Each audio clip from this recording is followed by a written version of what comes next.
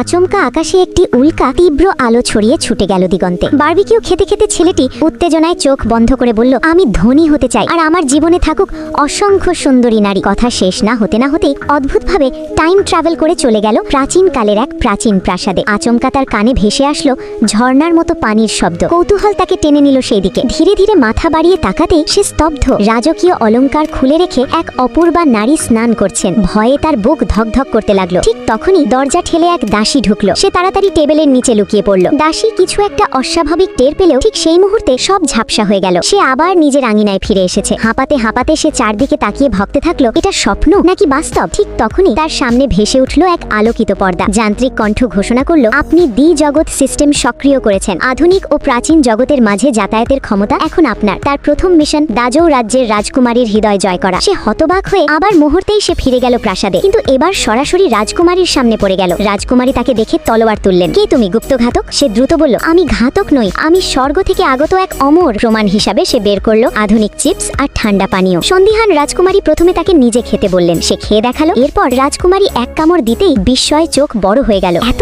অদ্ভুত সুস্বাদু খাবার তিনি কখনো খাননি। ঠিক তখনই ছুটে এলো এক দাসী। মহারানী, প্রাসাদে মহামারী, অনেকেই অসুস্থ। রাজকুমারীর মুখ ফ্যাকাশে হয়ে গেল। তিনি কাঁপা গলায় বললেন, আপনি যদি সত্যিই অমর হন তাহলে আমাদের বাঁচান। রোগীকে দেখে তরুণ বুঝলো এটা সাধারণ ফ্লু। সে দ্রুত নিজের জগতে ফিরে গিয়ে এক নার্স বন্ধুর কাছ থেকে ওষুধ সংগ্রহ করলো। বিনিময়ে তাকে কঠিন এক শর্ত মানতে হলো, কিন্তু সে রাজি হলো, কারণ প্রাণ বাঁচানো জরুরি। ওষুধ পৌঁছে দেওয়ার পর কয়েকদিনের মধ্যেই প্রাসাদের সুস্থতার খবর ছড়িয়ে পড়ল। রাজকুমারীর চোখে